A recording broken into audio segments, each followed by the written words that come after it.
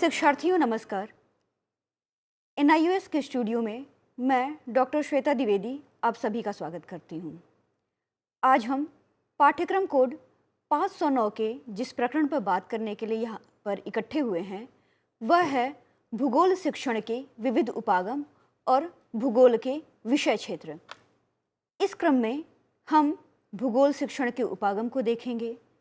इन उपागमों में व्यवस्थित उपागम और प्रादेशिक उपागम की बात करेंगे।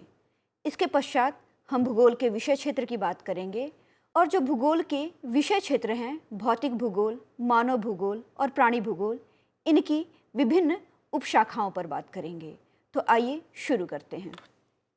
हम सब जानते हैं कि भूगोल एक ऐसा विषय है जिसका संबंध अन्य विषयों के साथ स्पष्ट रूप से है। यह ऐसा विषय है जो मानविकी, सामाजिक अध्ययन एवं विज्ञान तीनों में आता है। भूगोल अध्ययन अध्यापन के दौरान यह देखा जा सकता है कि कुछ ऐसे बिंदु होते हैं जो अन्य विषयों में भी आते हैं या अन्य विषयों में भी पढ़ाए जाते हैं। अगर इसको उदाहरण में हम देखें तो जो मनुष्य के उद्भव और उद्विकास का अध्ययन है जो हम भूगोल के अंतर्गत करते हैं वह नृविज्ञान के अंतर्गत आता है। इसी प्रकार से पौधों का अध्ययन भूगोल और वनस्पति विज्ञान दोनों के अंतर्गत किया जाता है। हम कह सकते हैं कि भूगोल एक मिश्रित या एकीकृत विज्ञान है और ज्ञान का संश्लेषण है। तो जैसा अभी हमने बात की कि भूगोल के जो विषय वस्तु हैं, जो क्षेत्र हैं, वो विभिन्न अन्य विषयों से मिलते हैं। तो भूगोल जो है अपना विषय वस्तु विज्ञान विषयों जैसे भूविज्ञान, मौसम विज्ञान, जीव विज्ञान, नृविज्ञान, शैल विज्ञान, वनस्पति विज्ञान, जल विज्ञान और सामाजिक विज्ञानों जैसे अर्थशास्त्र, जनसांख्यिकी, राजनीति शास्त्र, इतिहास, दर्शन शास्त्र, समाजशास्त्र और मानव शास्त्र जैसे विषयों से लेता है। इससे हम यह निष्कर्ष निकाल सकते हैं कि भूगोल का अध्ययन अंतर्विषयी और बहुविषयी है। प्रत्येक विषय का अध्ययन एक या अन्य उपागम के द्वारा किया जाता है, परंतु भूगोल के स्वरूप के आधार पर इसके दो उपागम हैं। तो उन उपागमों पर बात करते हैं। इसमें पहला उपागम है व्यवस्थित उपागम। तो व्यवस्थित उपागम में एक तथ्य का अध्ययन संपूर्ण रूप से किया जाता है। इसे सामयिक उपागम या दृष्टिकोण के रूप में भी जाना जाता है, जिसमें हम किसी विशेष क्षेत्र का विस्तृत एवं समग्र तरीके से अध्ययन करते हैं।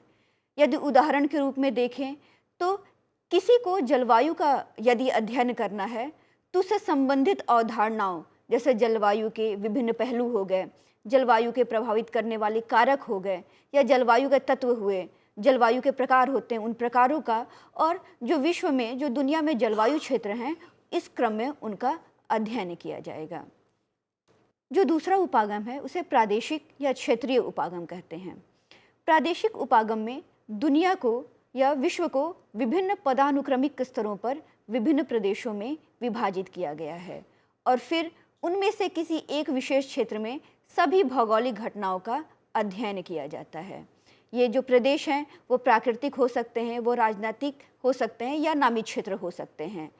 इस उपागम के अंतर्गत तथ्यों का जो अध्ययन है वो हम समग्र तरीके से करते हैं और तथ्यों से जुड़ी जो विविधताएं हैं उसमें एकता को खोजने का प्रयास करते हैं। हम इस चीज़ को एक उदाहरण के माध्यम से देखते हैं। जैसे कि हमें किसी प्रदेश के प्राकृतिक तथ्यों का अध्ययन करना है तो इसके लिए हम राज्य के सीमा और उसके विस्तार को, उसकी अवस्थिति, क्षेत्रफल, प्राकृतिक रचना और बनावट, जलवायु, प्राकृतिक वनस्पति, जीव जंतु, खनिज संपत्ति, वहाँ के जो रहने वाले लोग हैं उनके क्रियाकलाप और क्या वहाँ की भावी संभावनाएं हैं उनका अध्ययन करते हैं। तो इस अध्ययन में, इस क्रम में हम जिस उपागम का प्रयोग करते हैं उसे हम क्षेत्रीय उपागम या प्रादेशिक उपागम के रूप में जानते हैं। अब हम अगले बिंदु पे आते हैं भूगोल के विषय क्षेत्र पर। तो जैसा हमने इससे पहले बात की कि भूगोल जो है अपना विषय क्षेत्र विभिन्न विषयों से लेता है, विभिन्न विषयों के विषय क्षेत्र से इसका विषय क्षेत्र संबंधित है और हम यह देख सकते हैं कि भूगोल का जो विषय क्षेत्र है वो काफ़ी विशाल है, काफ़ी बड़ा विषय क्षेत्र है। भूगोल विषय का अध्ययन हम इसके जो विभिन्न शाखाएं हैं उनके माध्यम से करते हैं। ये शाखाएं जो हैं व्यवस्थित, क्षेत्रीय और वैज्ञानिक तीनों दृष्टिकोणों पर आधारित हैं और इन पर अभी हमने बात की है। वह शाखा जो प्राकृतिक विज्ञान से संबंधित है भूगोल की, उसे हम भौतिक भूगोल के रूप में जानते हैं, जबकि जो शाखा सामाजिक विज्ञान से संबंधित है उसे हम मानव भूगोल के रूप में जानते हैं। तो हम आइए भूगोल के विषय क्षेत्र पर बात करते हैं। तो तथ्यों की प्रकृति के अनुसार भूगोल के जो प्रमुख विषय क्षेत्र हैं वह हैं भौतिक भूगोल, मानव भूगोल और प्राणी भूगोल। जो भौतिक भूगोल हैं उसमें प्राकृतिक तथ्यों जैसे शैल हो, चट्टान, भूकंप, ज्वालामुखी, उच्चावच, संरचना, जलवायु, प्राकृतिक वनस्पति एवं जीव जंतु, वायुमंडलीय तथा सागरीय दशाओं का अध्ययन किया जाता है। अगर हम अध्ययन क्षेत्र के आधार पर देखें तो भौतिक भूगोल की 4 शाखाएं हैं। इसमें पहला है भू आकृति विज्ञान जो स्थल मंडल से संबंधित है, जलवायु विज्ञान जो वायुमंडल से संबंधित है, समुद्र विज्ञान जो जल मंडल से संबंधित है और जीव भूगोल जो कि जीव मंडल से संबंधित है। पर हम इसको और भी विस्तृत रूप में इसका अध्ययन अभी करेंगे। तो पहले हम जानते हैं कि भौतिक भूगोल है क्या। तो भौतिक भूगोल भौतिक परिघटनाओं की व्याख्या एवं अध्ययन करता है। इसके साथ ही यह भूगर्भ शास्त्र, मौसम विज्ञान, जंतु विज्ञान और रसायन शास्त्र से भी जुड़ा हुआ है। भौतिक भूगोल की कई उपशाखाएं हैं जो विविध भौतिक परिघटनाओं की विवेचना करती हैं। तो इन शाखाओं में जो पहला है वह है खगोलीय भूगोल। खगोलीय भूगोल जो है वह पार्थिव घटनाओं का अध्ययन करता है, जिसमें हम मुख्य रूप से पृथ्वी की सतह को लेते हैं और इसके साथ साथ सूर्य, चंद्रमा और सौर मंडल के विभिन्न ग्रहों को भी शामिल करते हैं। दूसरा है भू आकृति विज्ञान। यह पृथ्वी के स्थल रूपों का अध्ययन करता है। इसके अंतर्गत हम जल, वायु, हिमानी के अपरदनात्मक, परिवहनात्मक और निक्षेपात्मक कार्यों द्वारा जो स्थल रूपों की उत्पत्ति है और जो उनका विकास है, इसका हम अध्ययन करते हैं। इसके पश्चात आता है जलवायु विज्ञान। तो जैसा नाम से स्पष्ट है कि जलवायु विज्ञान में जो वायुमंडलीय दशाएं हैं और उनसे संबंधित जो जलवायविक और मौसमिक परिघटनाएं हैं उनका अध्ययन किया जाता है। इसके अंतर्गत वायुमंडलीय संगठन, जलवायविक प्रदेशों और मौसमों आदि का अध्ययन किया जाता है।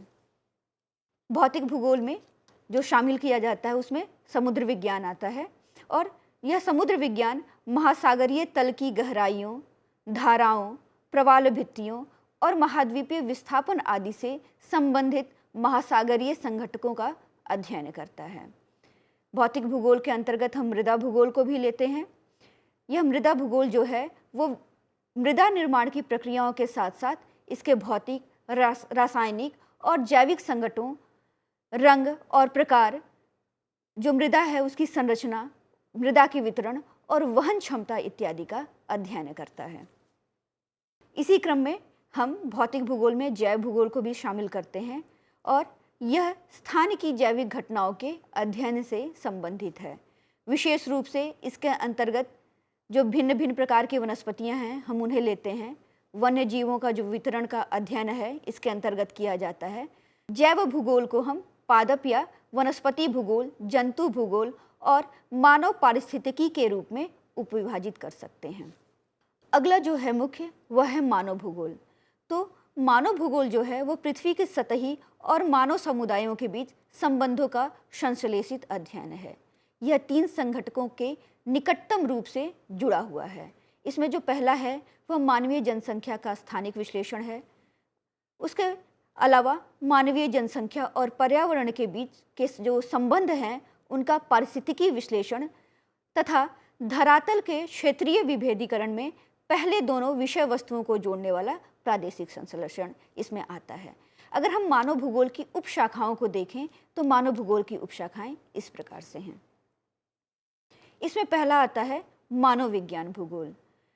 जो मानव विज्ञान भूगोल है यह बड़े पैमाने पर स्थानिक संदर्भ में विविध प्रजातियों का अध्ययन करता है।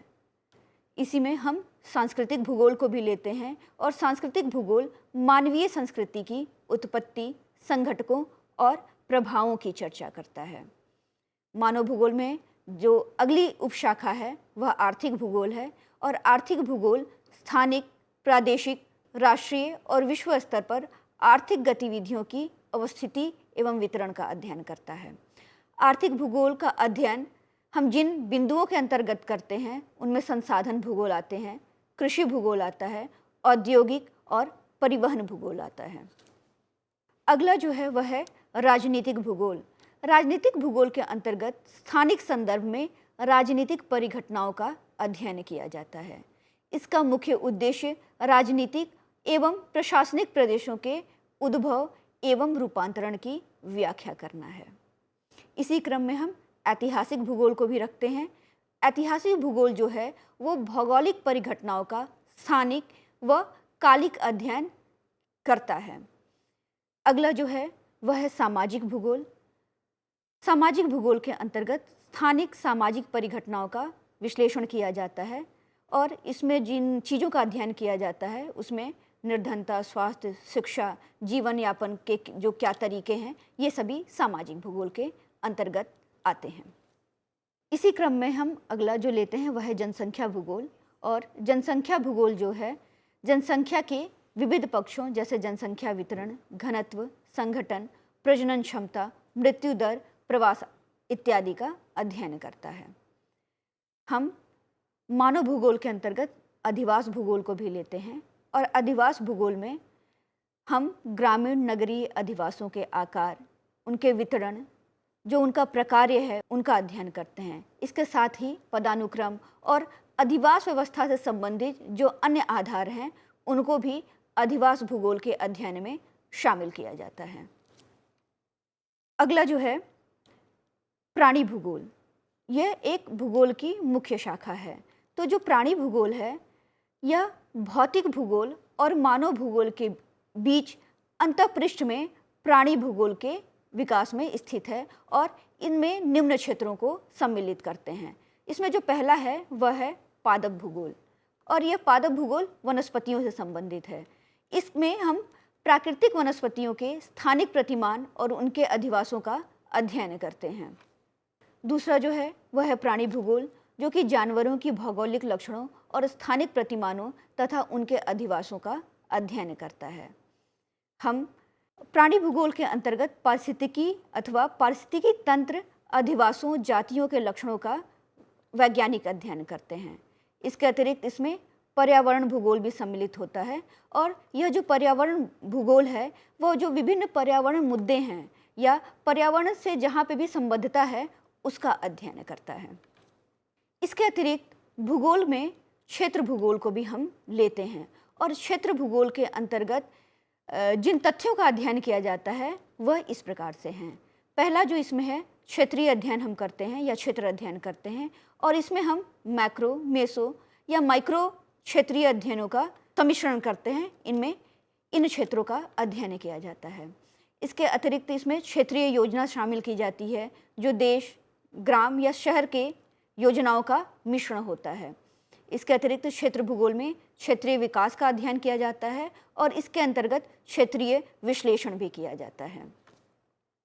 ये जो सारी प्रमुख शाखाएं हैं, इनके अलावा भूगोल के दो अन्य पहलू हैं और इन दो पहलुओं का अध्ययन मात्र भूगोल विषय में ही नहीं बल्कि जो हमारे प्रत्येक अनुशासन हैं उन सभी अनुशासनों में किया जाता है। तो इनमें से जो पहला है वह है दर्शन।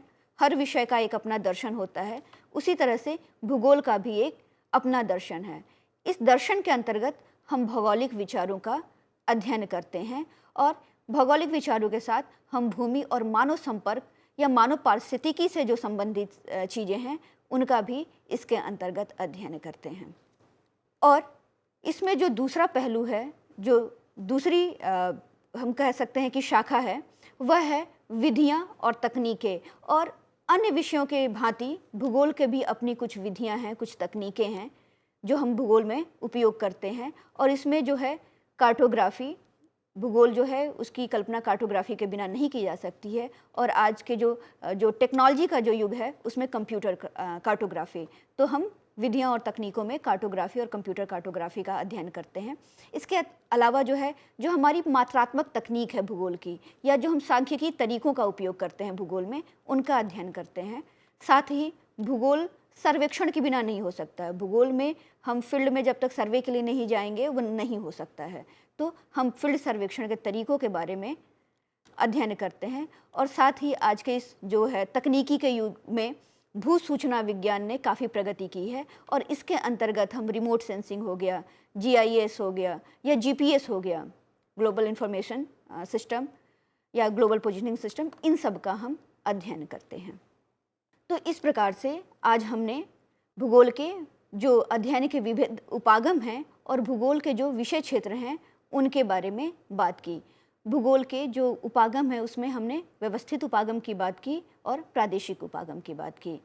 साथ ही भूगोल के जो विषय क्षेत्र हैं उनमें मुख्य रूप से भौतिक, मानव और प्राणी भूगोल का अध्ययन किया जाता है। हमने उन तीनों के बारे में आज यहाँ पे चर्चा की। भौतिक भूगोल की जो विभिन्न उपशाखाएं हैं उनके बारे में बात की, जो मानव भूगोल है उनकी जो उपशाखाएं हैं उनके विषय में बात की और प्राणी भूगोल के जो विभिन्न क्षेत्र हैं उनके बारे में हमने बात की। हमने यह देखा कि भौतिक भूगोल के अंतर्गत जो प्राकृतिक तथ्य हैं जैसे कि भूकंप, ज्वालामुखी, शैल, उच्चावच पृथ्वी का, संरचना पृथ्वी की, जलवायु, प्राकृतिक वनस्पतियां जो हैं हमारी, साथ ही हमारा जो जीव जंतु जगत है।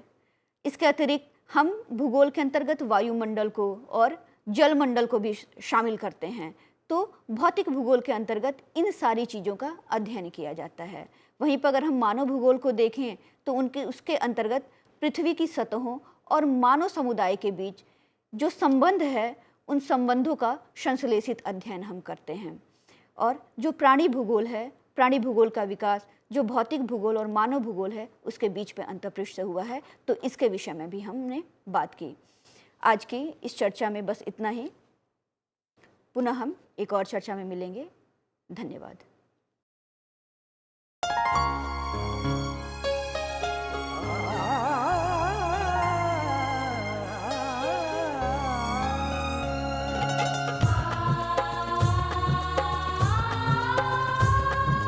जीवन ये प्रकाशित करने, राहों को आलोकित करने, हम अपना दीपक स्वयं बने, हम अपना रास्ता स्वयं चुने।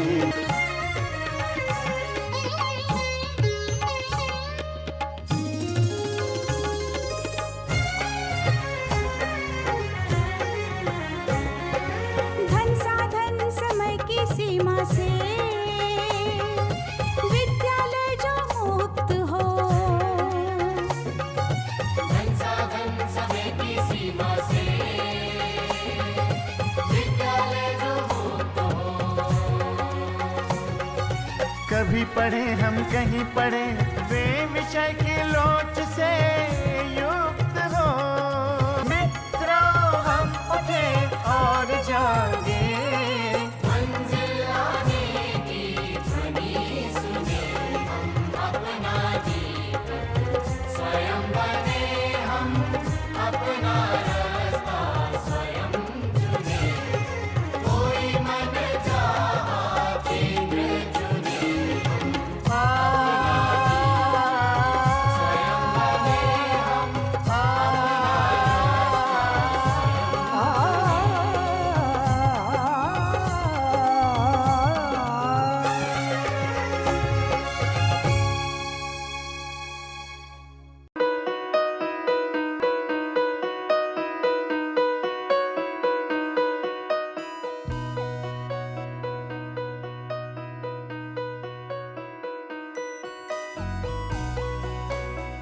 पच्चीस साल का लंबा सफर और लाखों लोगों के चेहरों पर खिलती मुस्कान, गर्व और गरिमा से जीने की प्रेरणा देती मुस्कान, आत्मसम्मान और विश्वास से पैदा हुई मुस्कान। इन खिलते चेहरों पर ये मुस्कान आई है शिक्षा के जरिए। ये मुस्कान आई है national institute of open schooling यानी NIOS के जरिए। National institute of open schooling या राष्ट्रीय मुक्त विद्यालयी शिक्षा संस्थान, इस संस्थान का एक बड़ा उद्देश्य है आम आदमियों के जीवन को बेहतर बनाना, ऐसे लोग जिनके लिए शिक्षा एक दूर का सपना है, या वे बच्चे जो परिवार की रोजी रोटी कमाने के लिए बीच में ही स्कूल छोड़ने पर मजबूर हो जाते हैं। NIOS ऐसे बच्चों और बड़ों को दोबारा शिक्षा से जुड़ने का मौका मुहैया कराता है ताकि वे एक बेहतर जीवन जी सकें। 1989 में स्थापना के बाद NIOS ने देश के लाखों बच्चों और वयस्कों को बेहतर शिक्षा से जोड़ा है। इनमें हर उम्र, हर पृष्ठभूमि, हर जाति, हर मजहब और हर क्षेत्र के लड़के लड़कियां, महिलाएं और पुरुष शामिल हैं। बढ़ई से लेकर पायलट, डॉक्टर, इंजीनियर, बेकर और दर्जी तक NIOS कोशिश कर रहा है सबको शिक्षित और सशक्त बनाने की, चाहे वो असम के दूर दराज इलाके में रहने वाला हो या फिर मुंबई जैसे महानगर का। NIOS ने अपनी मौजूदगी हर जगह दर्ज कराई है। NIOS ने शिक्षा की परंपरागत सोच को ही बदल दिया है। वो पढ़िए जो हम पढ़ाते हैं की जगह NIOS की नई सोच है, हम वो पढ़ाते हैं जो आप पढ़ना चाहते हैं। इस नई सोच ने लोगों को आगे बढ़ने और NIOS के साथ जुड़ने के लिए प्रोत्साहित किया है। शिक्षा उपलब्ध कराने के मामले में NIOS किसी सीमा को नहीं मानता, उम्र की सीमा को भी नहीं। चंडीगढ़ के गणेश के लिए भी NIOS एक वरदान साबित हुआ। NIOS शारीरिक रूप से अक्षम बच्चों को भी बेहतर शिक्षा मुहैया कराने के लिए पूरी तरह प्रतिबद्ध है। ऐसे बच्चों के लिए शिक्षा न केवल रोजगार के द्वार खोलती है, बल्कि उन्हें आत्मविश्वास और गर्व के साथ जीना भी सिखाती है। NIOS खेल के इन सितारों को उनकी सुविधा और समय के अनुसार बेहतर शिक्षा उपलब्ध कराता है। मेरी कॉम, सोमदेव देववर्मन, देविका रेबेका पल्लिकल, अरमान इब्राहिम, प्रद्युमन प्रकाश और अमयजोत सिंह। NIOS सीमा पर खड़े उन प्रहरियों को भी शिक्षा से लाभान्वित करता है जो देश की सुरक्षा के लिए अपनी जान की बाजी लगाने से भी नहीं चूकते। सच तो ये है कि NIOS की पहुंच हर ओर रहती है, चाहे वो दूर दराज के आदिवासी हो या जेल की कोठरी में बंद कैदी या फिर ग्रामीण और शहरी क्षेत्रों के गरीब निवासी। देश में कहीं भी कोई भी व्यक्ति, स्त्री, पुरुष, लड़का, लड़की, अमीर, गरीब शिक्षा से वंचित न रहे। राष्ट्रीय मुक्त विद्यालयी शिक्षा संस्थान का यही मिशन है। राष्ट्रीय मुक्त विद्यालयी शिक्षा संस्थान पूरे देश में शिक्षा के साथ साथ कौशल विकास के क्षेत्र में बहुत सारे कोर्सेज दे रहा है। लगभग 100 से ज़्यादा कोर्सेज हैं। हम दूर दराज के गांव में अपने संस्थान बनाते हैं और वहाँ के बच्चों को, वहाँ के बच्चियों को, वहाँ के वयस्कों को हुनर के क्षेत्र में शिक्षा पहुँचाते हैं। आपको जानकर खुशी होगी कि अब हम आर्ट, साइंस, कॉमर्स जिन क्षेत्रों में 12वीं का सर्टिफिकेट दिया जाता रहा है, अब हम हुनर के क्षेत्र में, वोकेशनल एरिया में भी 10वीं और 12वीं का सर्टिफिकेशन करेंगे। तो वो बच्चे जो कृषि से जुड़े हुए हैं, कारपेंट्री से जुड़े हुए हैं या दूसरे क्षेत्रों से जुड़े हुए हैं, वो अपने ही क्षेत्र में काम करेंगे, सीखेंगे, हुनर पैदा करेंगे अपने में और सर्टिफाइड भी होंगे कि वो सर्टिफाइड कृषक हैं, खेतिहर हैं। तो आज तक जो हमारे देश में ये सोच रही है कि आप 12वीं पास तभी कहे जाएंगे जब भूगोल, अर्थशास्त्र, भौतिकी ये पढ़ेंगे, अब ये समय बदल गया है। ITI में जितने बच्चे पढ़ते हैं, लगभग 18 लाख बच्चे हर साल दाखिला लेते हैं। अब हम उनको सर्टिफिकेशन करेंगे। NIOS अपने छात्रों को माध्यमिक स्तर पर 26 और उच्च माध्यमिक स्तर पर 19 विषयों का विकल्प देता है। पढ़ाई किस माध्यम से करनी है, इसमें भी आपको लचीलापन मिलेगा। माध्यमिक स्तर पर ही 7 भाषाओं के अलग अलग माध्यमों का विकल्प मौजूद है। शैक्षणिक कार्यक्रमों के अलावा 86 वोकेशनल शिक्षा कार्यक्रम भी उपलब्ध हैं, जो छात्रों को कामकाजी दुनिया के लिए तैयार करते हैं। वोकेशनल प्रशिक्षण को अधिक सुदृढ़ बनाने के लिए NIOS ने ITDC, Cisco, Indian medical association जैसे कई सरकारी और गैर सरकारी संस्थानों के साथ भागीदारी स्थापित की है। आज लाखों छात्रों के लिए अपनी पसंद का स्कूल है राष्ट्रीय मुक्त विद्यालयी शिक्षा संस्थान यानी national institute of open schooling. NIOS ने एक लंबा सफर तय किया है, लेकिन मंजिल अभी दूर है। निरंतर विकास और नवीनीकरण के लिए NIOS सदैव प्रतिबद्ध है। शिक्षा का उद्देश्य महज रोजगार जुटाना ही नहीं है, बल्कि स्वयं को सशक्त बनाना भी है। NIOS लाखों छात्रों के लिए यही आत्मसम्मान दिलाने में जुटा है। लाखों लोगों के लिए एक आशा और उम्मीद है। National institute of open schooling. शिक्षा सबके लिए, कहीं भी, कभी भी।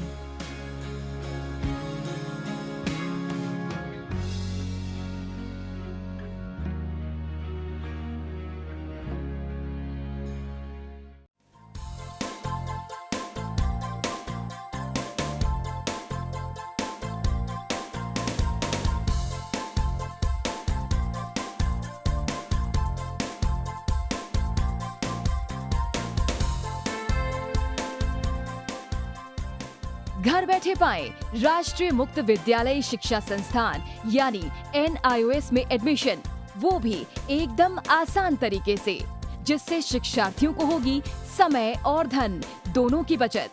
NIOS से शिक्षा कभी भी, कहीं भी।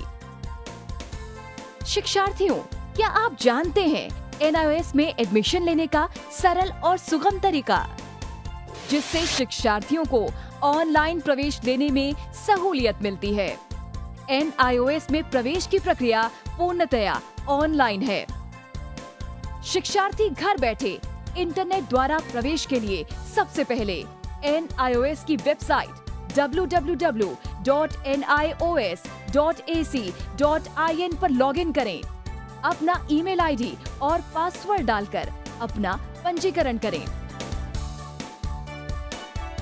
पंजीकरण के बाद लॉगिन करने पर ऑनलाइन प्रवेश हेतु आवेदन पत्र खुलेगा। आवेदन पत्र को निर्देशानुसार भरें और प्रिंट आउट लें। इस प्रिंट आउट पर अपनी फोटो संलग्न करें।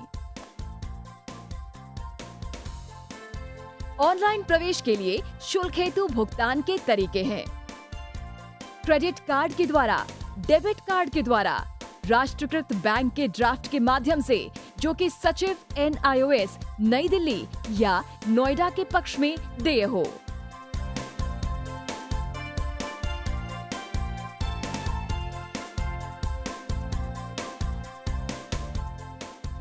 भरे हुए आवेदन पत्र के साथ साथ डिमांड ड्राफ्ट और संलग्न किए जाने वाले दस्तावेज हैं: जन्म रजिस्ट्रार के जिला कार्यालय से जारी जन्म प्रमाण पत्र की सत्यापित प्रति, जिसमें जन्म तिथि अंकित हो, पिछले विद्यालय से प्राप्त विद्यालय छोड़ने का प्रमाण पत्र, जिसमें आवेदक की जन्म तिथि लिखी हो।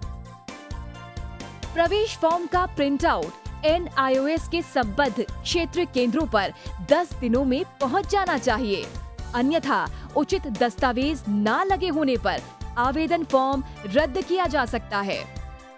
प्रवेश प्रक्रिया की पुष्टि होने के बाद शिक्षार्थियों को परिचय पत्र व अध्ययन सामग्री डाक द्वारा तुरंत पहुंचाई जाती है। ऑनलाइन प्रवेश एक बहुत ही सुगम और सुविधाजनक प्रवेश प्रणाली है। Online on time for safe and secure admission.